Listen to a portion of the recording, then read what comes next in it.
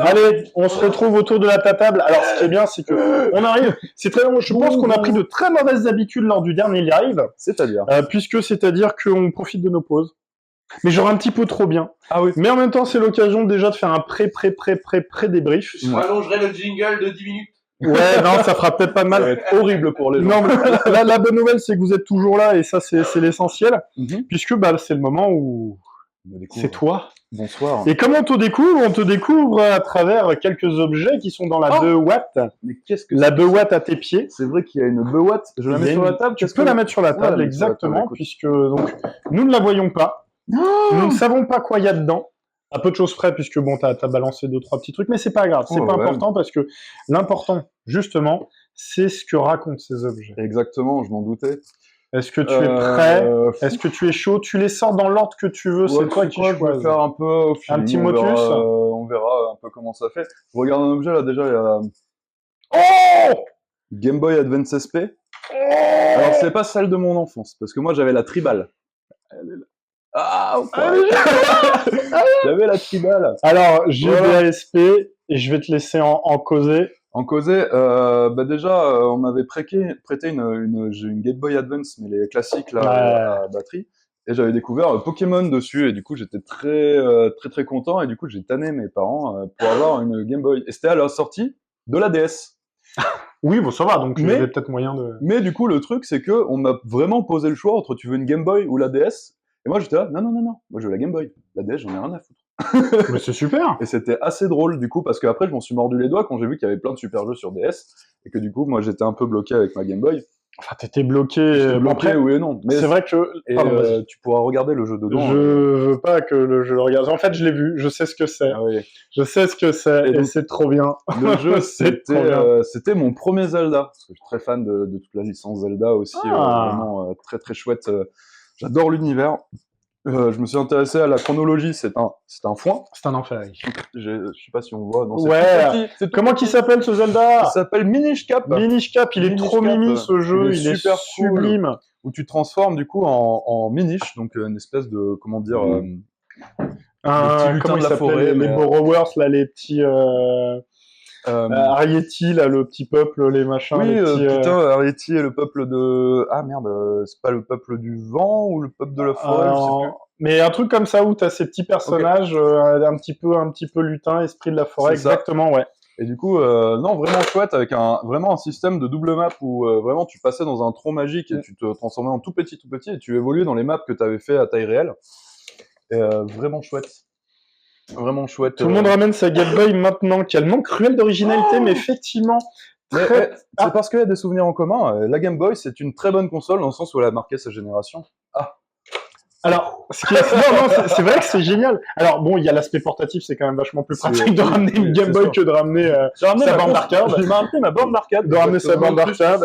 Bon, écoute. Here comes the Swift. Alors, hop. C'est nickel, formidable. Merci beaucoup. Formidable. Alors pour l'instant, je ne te vois pas, j'ai pas le replay, mais on a le tout ce qui va en face. Okay. Bah, quel manque de cruel d'originalité. Ouais, je trouve ça cool. Alors déjà, bon, en termes de génération, la GBA-SP, c'est quand même ce qui se faisait de mieux. Ouais. Après, ça a floppé sur la City, je crois, vraiment la toute petite. Ah, mais la Game Boy Mini.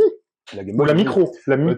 T'avais Mini, Micro et City, je crois. City, c'est vraiment celle, tu vois, c'était un peu comme ça me parle pas. la PS Vita, qui a totalement floppé d'ailleurs. Oui. Et que moi, je vais gratter ça. Au départ, je pensais que c'était vraiment la PS Vita, le truc, ça allait être un banger de dingue. Ça aurait pu. Et non. Mais ce qui n'a pas marché, c'est le démat. Oui, c'est le démat. Ouais. Pour la Vita, elle était démat. Alors la Vita, non, elle était pas obligée. Non. Alors t'avais la PSP Go. C'est la PSP Go qui a flop à cause de ça. Par contre, elle était sublime. Elle s'ouvrait. T'avais l'écran, elle s'ouvrait. Elle était géniale cette console. D'ailleurs, je crois qu'elle court un petit bras quand même si on veut la chercher. Mais non, la Vita avait du jeu physique. Mais on se retrouve avec les mêmes problèmes, c'est-à-dire que personne développe dessus. Alors, moi, sur de souvenirs, hein, tous les gens qui avaient la Vita, par contre, tu mettais ta carte SD, tu craquais le bordel, tu mettais tous les jeux que tu voulais assez facilement. Ouais. Et elle a quand même eu ce petit succet. Il y avait très avec peu de les gens qui aimaient bien bidouiller Vita, parce que justement elle était facile à bidouiller. Je crois que t'as eu un Uncharted. Ouais. Golden, je sais plus quoi, il est là. Bah, il est là. En Vita. Il est là. Le mec a tout. C'est incroyable. Golden Abyss, non, pas tout, mais en fait j'ai deux jeux Vita. J'ai 2 jeux Vita. J'ai l'impression d'être un géant quand j'ai un truc de... Tu vois, t'as l'impression de tenir un jeu de PS5, mais de faire 15 mètres de haut, quoi. Non, c'est la balle. J'adore, c'est très bon. De faire 15 mètres de haut, quoi. Ouais, le Golden Abyss. Ah, d'accord, donc c'était un peu le pré-Switch avant l'heure. Mais complètement, parce qu'on est vraiment sur l'idée de petites cartouches, un peu comme de la SD, ouais. C'est de la carte SD, non? C'est pas de la carte SD, parce que ça, c'est la magie de Sony. Sony, ils ont toujours été bons pour les formats propriétaires, les icônes dans le coin, le mini-disque. C'était quand même merveilleux. Ouais. Oh, c'était sympa. Ah, le mini-disque, c'était sympa. Par contre, c'était très fragile. Très fragile. Ouais. Je me souviens des jeux où tu réparais un peu le truc, parce que, évidemment, tu avais tout le temps la poche, donc t'avais tes CD, machin, t'avais la housse, mais bon, c'était un peu moyen. Puis quand vraiment ça se pétait, déjà, ça faisait un vieux bruit dans ça t'inquiétait. Tu lançais ta PSP, ça faisait... Tu faisais, oh bordel, ça a explosé. Ah, pour la PSP, non, alors ça, c'est l'UMD. Moi, je te parle du mini-disque, je te parlais du mini-disque, l'audio. Le format numérique de chez Sony. C'est vrai? Ah ouais! Ah non, il est. Bon, moi j'étais on a fait un petit peu génération MP3. Ah non, l'UMD c'était une horreur parce que l'UMD il était dans une boîte. L'UMD c'était vraiment de la grosse chiasse. Je peux avoir ma vape qui C'était de la grosse chiasse. Pourquoi? Parce que c'est vraiment ce que tu disais. Voilà. C'est que le carénage en plastique autour là du disque. Alors, effectivement, je montre vite fait pour ceux qui connaissent pas. Donc un UMD, ça ressemble à ça. Vous avez une sorte de petit CD optique à l'intérieur. C'est carrément du CD optique. Mais il faut savoir que il y a l'espèce de joint entre les 2 couches de plastique qui le serrent, qui sont au milieu. Sauf que c'est ultra sensible. Et dans la boîte, dans la superbe boîte, il y a une sorte de petit cran qui est là pour le caler. Et ce gentil petit cran, Crisis Core d'ailleurs. Quand on l'enlevait, eh ben, ça frottait contre le joint. Et ça ouvrait le ouvrait l'UMD. Ça ouvrait l'UMD. Au niveau concept, Sony, génial. Bon, quand vous voulez. Pas que des bonnes idées, hein. Et c'est vrai que ça l'ouvrait, et ce qui faisait que quand tu jouais, t'avais le disque qui se baladait à l'intérieur du lecteur. Mais je me souviens que du coup, quand j'ai eu la PSP, c'était vraiment une révolution de ouf, quoi. C'était vraiment, là, tu découvres la 3D dans tes mains, et puis l'interface, le côté média, multimédia et tout, c'était super intéressant d'avoir ça dans la poche, quoi. Oui, et puis t'avais des films. Et t'avais des films, et t'avais de la musique, tu vois, ça, c'était baladeur MP3 à l'époque. Voilà, c'était cool. Sony, là-dessus, ils ont toujours été très très bons. Oui. Très très forts. J'aime beaucoup ce que tu... Alors ça va être un peu difficilement montrable. C'est montrable. C'est montrable. C'est des dés de Donjons et Dragons. Oh punaise, par contre, ils sont... En métal. C'est super massif. Alors, je vous les montre parce qu'on a quoi? On a du D3, du D10. T'as tout, t'as du D20, D8. Je ne sais pas si on voit bien. Regardez, hop, si vous êtes parmi nous. Il va vraiment falloir qu'on se fasse un truc. D'ailleurs, Alban va les reconnaître. Rolf va les reconnaître. C'est de notre top de Donjons et Dragons. Voilà. Il va vraiment falloir qu'on... Ouais, il faut qu'on se fasse ça. Faut qu'on se fasse ça parce qu'on a des gens qui... Sur tous les invités qu'on a eu, on a eu au moins la moitié, ils nous ont ramené des dés. En fait, je suis pas original. Là, j'arrive Game Boy, dés. J'ai le mec. Oui, c'est vrai. Mais t'es une super bonne compile. T'es une super bonne compile. C'était un peu le best-of de tout ça. Ça m'encourage sur l'idée qu'il va falloir qu'on se trouve un moyen de mettre ça en place. Pour les gens qui savent pas, je suis intermittent et du coup, en fait, ils m'ont fait un cachet aujourd'hui. Je suis pas à la bénévole. Déjà, je m'appelle Thierry, pas du tout Léo. Ça, c'est pour les impôts. Moi, je viens juste pour la thune. En fait, donc du coup, ils m'ont dit ouais. Merci pour les cheveux. L'émission, donc il y a eu de la Game Boy, il y a eu du machin. En fait, moi, ce que j'aime beaucoup, c'est le football. En fait, voilà. Donc là, moi, je connais pas. C'est quoi ça, une Game Boy? Une jambois. Là, ce qui me jambe de bébé. Tu sors un FIFA de la boîte pour étayer tes propos, tu sais. Hop, là, je pense que pour le prochain, on va partir. Attends,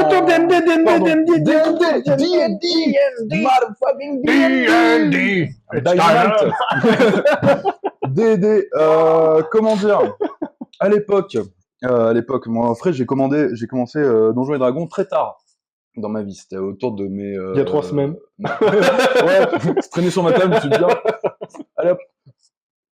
C'était soit ça, soit ma brosse à dents. Je me suis dit, bon, elle sera des jeux de D&D. Je jetais ma brosse à dents, c'était super bidon, quoi. Voilà, j'ai fait, je sais pas, ça me caractérise. Bon, on va prendre les dés. Et voilà.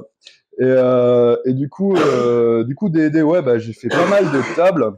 Et en fait j'ai un super copain qui habite maintenant qui a fait Toulouse et Paris, mais qui était un formidable, d'ailleurs je le salue, même si je ne sais pas s'il est là en story, il est peut-être passé, on verra. Bah écoute, on taguera si tu veux pour voilà, exactement. Et en fait c'était un formidable Dungeon Master. Qu'est-ce qu'un Dungeon Master, me direz-vous? Non, mais on va te laisser le dire.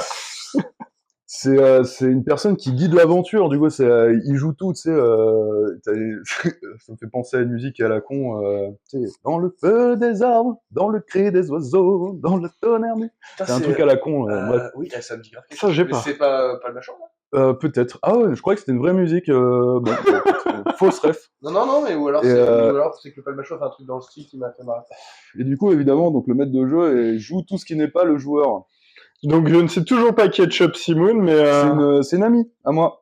Bon, bah donc bienvenue, voilà. Même si on s'est vu tout à l'heure, mais on en sait un peu plus sur toi. Enfin, je crois, je suis pas sûr à 100%, mais Chubsy, ça me parle. Donc, voilà. Il y a trop d'identités secrètes sur le chat. Moi, j'aime bien ce petit côté, t'es pas sûr de savoir qui c'est. Non, ah ouais, c'est vrai. Donc balance pas sur les potes, ça pourrait être. Non, voilà. De toute façon, tous mes potes sont cons. Hein, donc voilà, à partir de là. Comme ça, au moins, il n'y a pas de généralité. Non, donc le maître du jeu, il guide l'aventure et voilà, il joue tout ce qui n'est pas le joueur. Et du coup, là, je me suis prêté à l'exercice sur la table avec Alban et du coup, Chubsy d'ailleurs aussi. Et du coup, c'est très compliqué. En fait, je me rendais pas compte en fait du nombre d'informations que tu dois avoir dans la tête pour jouer correctement à Donjons et Dragons. Déjà le livre du jeu qu'il faut se taffer. Ça, des trucs, genre tu te dis, ils te parlent de trucs. Mais les mecs ils sont formidables parce qu'ils ont pensé vraiment à tout. Ils ont pensé limite à la couleur du brin d'herbe que le joueur peut récupérer dans le fond d'une grotte, quoi. Enfin, c'est incroyable sur des plans d'existence. Après, quand tu as des gros niveaux de D&D, tu joues sur d'autres plans d'existence avec des entités machin. Ils ont créé un lore, un univers qui est assez incroyable. Merci, tourneuse de live. Je te survivrai, d'accord. Ah oui, c'est ça. Mais en vrai, ça me parle. Ça me parle, donc c'est ah, mais totalement. Oui, putain, rien à voir avec ce que je disais. Oui. Non, je note. Elle va être dingue la reco. Ah ouais, il va y en avoir. Il y en a partout. Hein. Donc d'ailleurs, hein, sachez que toutes les choses dont on parle, on essaye de les noter pour pouvoir vous les rebalancer derrière en publication, tout simplement, pour pouvoir écouter, pour pouvoir lire, pour pouvoir regarder. C'est génial. Donc, ça vous permet d'aller un petit peu plus loin. Si vous n'êtes pas, abonnez-vous sur Insta et Facebook. Vous aurez les recos dans le courant de la semaine. Sur les réseaux sauces. Et je reviens sur mon pote là qui était un formidable Dungeon Master et qui faisait aussi du Cthulhu. Une version jeu. Ça tombe bien, on va taper sur Lovecraft. Eh bah tiens, magnifique. Et vraiment, on a fait une campagne d'un an et demi, 2 ans avec lui. Il conduisait des pelleteuses et des... Pourquoi Cthulhu. Cthulhu tout, tu ça s'est entendu quand même. Ouais. Non, et puis je pense que nos expressions un peu déconfites ont fait que. Ah non, mais parce qu'on n'y était pas du tout. Ah non, mais non plus. Mais bref, un superbe jeu, un superbe jeu avec une campagne de 1 an et demi, 2 ans carrément, donc très connu, Tomb of Annihilation pour ceux qui connaissent. Et là, on l'a fait pendant 1 an et demi, 2 ans, donc au brunch du dimanche, c'était vraiment bien. Et du coup, je me suis prêté à l'exercice du Dungeon Master et c'était je sors généralement, j'ai une migraine, j'ai envie de. Je pense que c'est éprouvant. Ouais, c'est super. Tu penses à tout, t'improvises, tu machin, tu trucs. Et surtout ça, c'est la capacité à improviser qui est assez balèze. Ça, et puis surtout, il y a des trucs, tu vois, moi, il me disait, je le voyais d'ailleurs en live le faire, c'est qu'en fait, il écrivait des scénarios entiers de tout ce qui pouvait se passer pendant le game, tu vois. Et puis des fois, tu disais juste genre, non mais en fait, je vais prendre cette porte à droite, et tu le voyais, il faisait sur 10 pages, je jetais ça. Ça doit être hyper, c'est le broyant à côté de vous. Ça doit être hyper frustrant. C'est ultra frustrant. Après, vu que c'est le DM, en fait, il fait un peu ce qu'il veut. Il peut dire que la porte est fermée ou que voilà. Ou que la porte de gauche, c'est celle de droite. Voilà, et puis finalement, il rebondit. Ça, ce qu'il y a derrière la porte. Et surtout, c'est recyclable, ce genre d'idée. C'est ultra recyclable. Si tu les utilises pas sur ce scénar, tu pourras toujours les recaler sur un autre.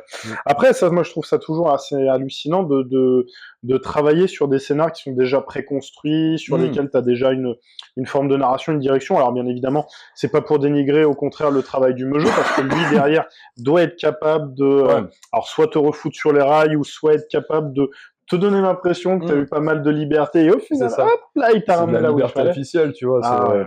Tu sais, par exemple, notre dernière campagne, là, bon. Après, aussi, connaître ses joueurs, important quand t'aimes le jeu. Par exemple, notre ami Rolf est un bon camarade de boisson. Oui. Et du coup, je savais que si je lui mettais une mimique dans un tonneau de vin, dans un cellier, il allait y aller et on allait avoir notre combat. Donc voilà, tu vois. Niveau RP, vous êtes à fond? Niveau RP, alors, on joue avec des aussi, enfin là, même Rolf et Choups aussi, ils commencent vraiment. Donc je fais très peu de jeux de rôle, du coup c'est pour l'instant c'est assez compliqué de rester RP Mais j'essaie un maximum de leur décrire les choses et tout ça. Et puis après, c'est les initiations, les premiers trucs qui commencent, donc c'est un peu compliqué.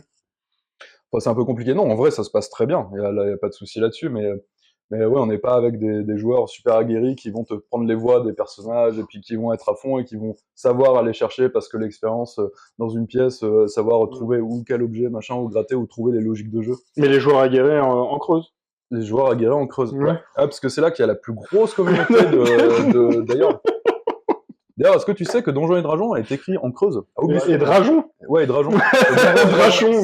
C'est bien sûr, à l'université de Californie d'Aubusson. Voilà, l'University of California of Aubusson. Je le sais puisque j'ai vécu très longtemps à Aubusson. Bah, très bien. Et donc, du coup, c'est toi le créateur de... Bah, je te remercie. Alors, c'est un travail de fou, mec.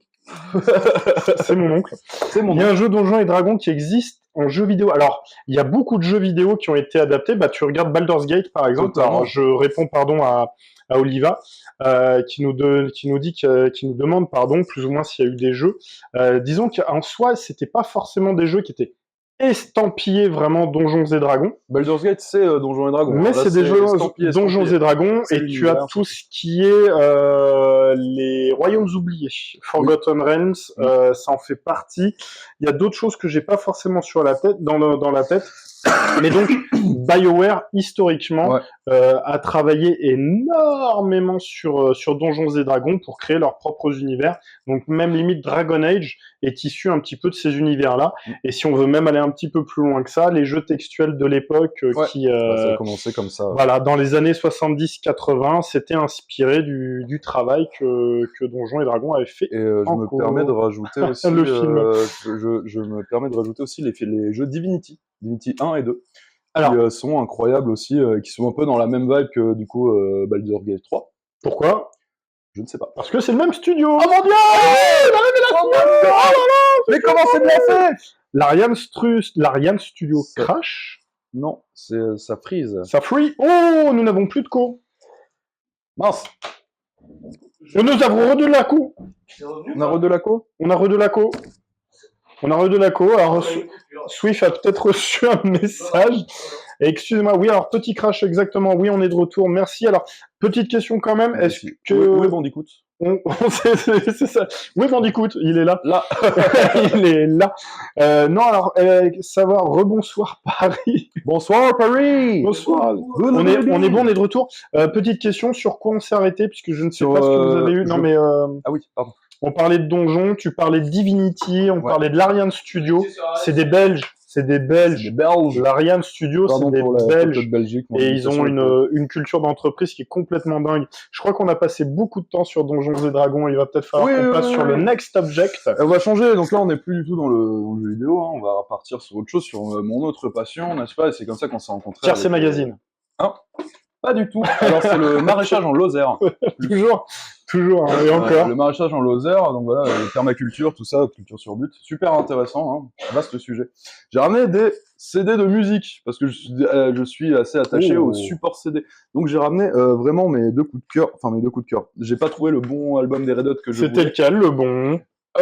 Californication. Oui, je suis d'accord. Sans grosse surprise, parce que c'est l'album que tout le monde a aimé, mais. Alors, je sais plus l'élection, mais le débat. Rick Rubin. On va parler producteur. Intéressant de savoir la musique.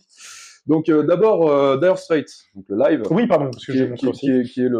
C'est l'album On Every Street qui résonne beaucoup pour moi. C'est vraiment mon album de road trip. C'est-à-dire que quand je dois conduire très loin pendant 8 heures de nuit, tu vois, sur des routes toutes droites où vraiment tu te fais chier, j'ai ça en fond et je connais toute la musique par cœur, évidemment. Et ça me rappelle quand on partait avec mes parents et que le CD tournait en boucle aussi. Donc c'est drôle, parce que des fois, avec des souvenirs de bagnole, mais c'est pas grave, justement, c'est pas de l'ardite, pardon. Et je trouve ça génial qu'il y ait une empreinte comme ça. Totalement. Indélébile. Et du coup, je me permets de sortir un autre objet qui va m'illustrer. Très bien, mais on continue. Qu'est-ce que c'est que ça, dis donc? Qu'est-ce que c'est? Oh, mais dites-moi, c'est qu'elles sont custom ou c'est des customs. Je les ai pas utilisées. C'est les baguettes de déco que j'ai chez moi. Les autres sont au local. Donc, je montre gentiment si on les voit correctement. Des baguettes de batterie. Est-ce que je suis à peu près correct? T'es correct. Je suis pas mal correct. Ouais, c'est pas mal. Donc, vous le voyez, elles sont custom. Ah ouais, elles sont trop... ça, c'est des baguettes qui font le métal. Avec ça, tu joues pas de jazz. Hein. Je te le dis direct.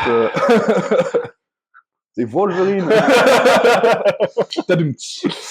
Donc, justement, pour faire le lien entre ça, c'est qu'en fait, du coup, les Red Hot, c'est vraiment le groupe... Oh, ça, c'est magnifique. Le groupe avec lequel j'ai commencé vraiment à la batterie.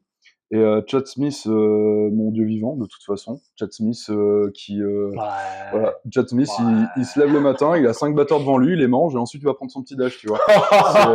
C'est tout. J'aime beaucoup il y a pas à hacher, tout le monde dit, ouais, mais regarde...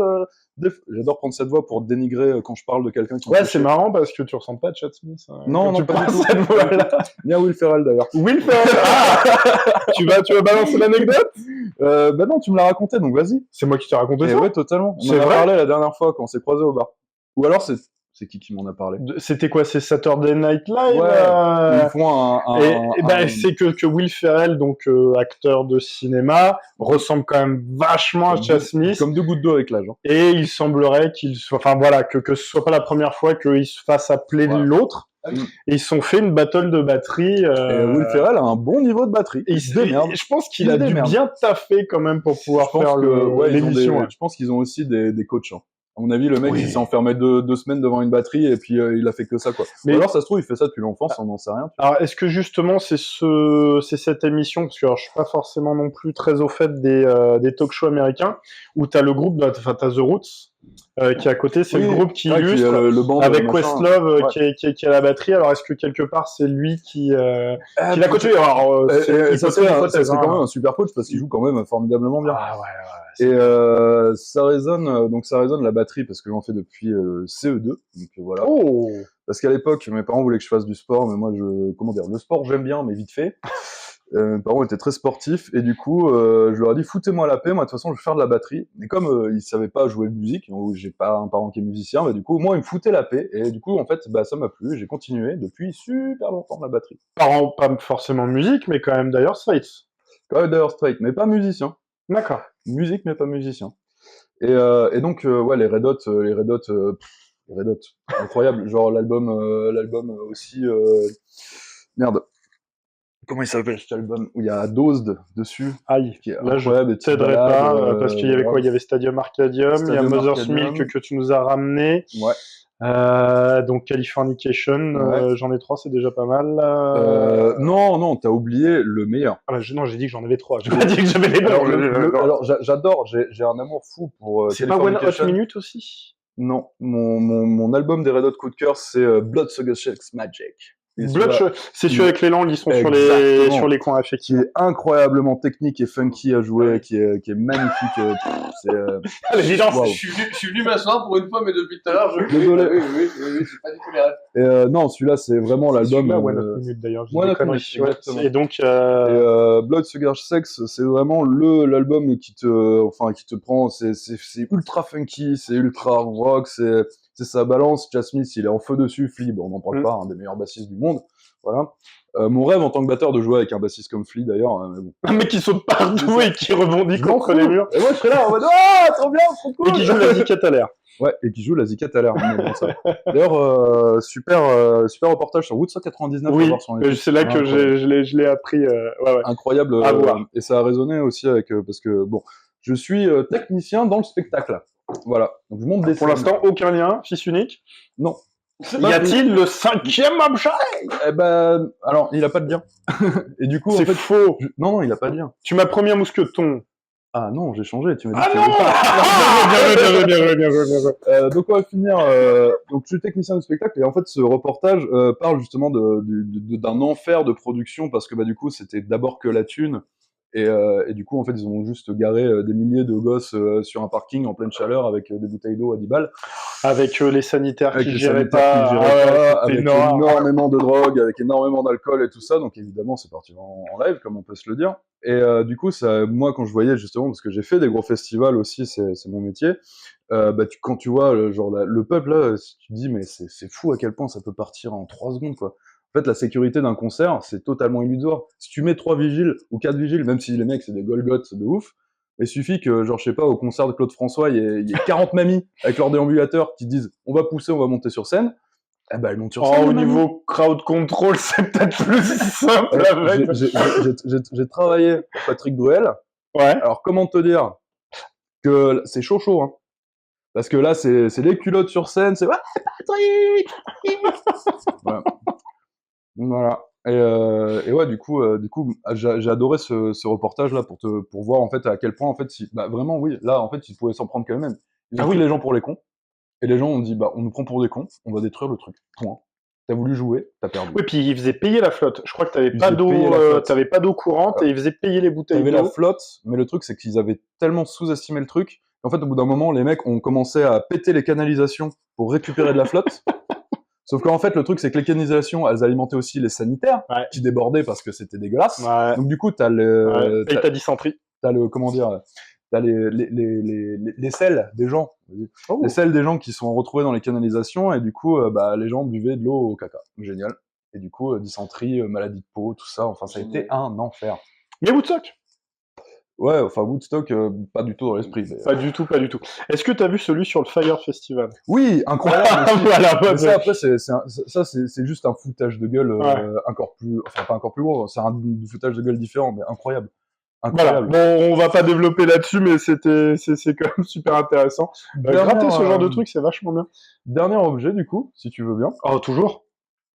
Mon auteur préféré, Jack Kerouac. Jacques Kerouac. C'est un breton? Un français. C'est un breton. C'est un français qui n'a pas vécu en France. Désolé pour mon accent québécois, il est pourri. Du coup. Non, parce que notre auditoire québécois, on est en train de travailler. Alors, ah bon, pardon. Mes amitiés au peuple québécois qui est extrêmement bienveillant, et je suis sûr que même s'il y avait beaucoup de Québécois, ils me traiteraient de maudit français, évidemment, mais ils ne seraient pas choqués plus que ça. Mais vive la francophonie, hein, tout ça. Mais vive la francophonie, oh là là. Et sinon, donc, le 5e objet. Les rames, le bateau, tout ça. Jacques Kerouac, c'est des romans de vie déconstruite dans les années, donc la Beat Generation, donc tout ça, post-Woodstock, machin. Et donc là, sur la route, qui parle en fait d'un auteur, donc Jack Kerouac, je crois que ça a été romancé, mais c'est un peu autobiographique aussi, un peu. Et en fait, c'est un auteur qui est en panne d'inspiration et qui se dit, donc au syndrome de la page blanche, et qui se dit, écoute, je vais aller voir ce qui se passe un peu ailleurs, et qui fait vraiment le tour des États-Unis, mais un peu sur la route en vagabond, quoi. Il a un sac, il se fait prendre en stop, il lui arrive des aventures de dingue, il finit dans des soirées de jazz ou des soirées avec énormément de drogue aussi, parce que voilà, c'était l'époque aussi de la Beat Generation, donc tout ce qui est début du mouvement hippie. Et du coup, en fait, il est rentré. Alors, la légende veut qu'il ait écrit sur un seul rouleau en fleuve, en fait. Tout le truc est le rouleau originel. Un scroll. C'est-à-dire qu'il a pris sa machine à écrire, et dès qu'il n'y avait plus de page, au lieu de changer de page, il a graffé une autre feuille au-dessus, et il envoyait, quoi. Et c'est apparemment, enfin, c'est pas une légende, parce que le rouleau est exposé, alors je serais incapable de vous dire où. Mais on va le chercher. On va le chercher pour moi, merci. C'est bien. On va aller chercher le rouleau. Et du coup, donc mon même ami Meujeux qui m'a fait découvrir ça, parce que je suis très peu lecteur à la base, mais vraiment je me suis fait toute la bibliographie de Kerouac, parce que c'est vraiment formidable. Il parle de ses aventures où il est parti un peu partout dans le monde. Mais je crois que c'est fondateur de toute façon sur le côté road trip US, que ça a aidé aussi à la route 66 sur cette mythologie un peu. Surtout dans le mouvement hippie, dans le moment de libération où les gens étaient plus sur les routes, les communautés qui sont créées, tout ça, et c'était super cool.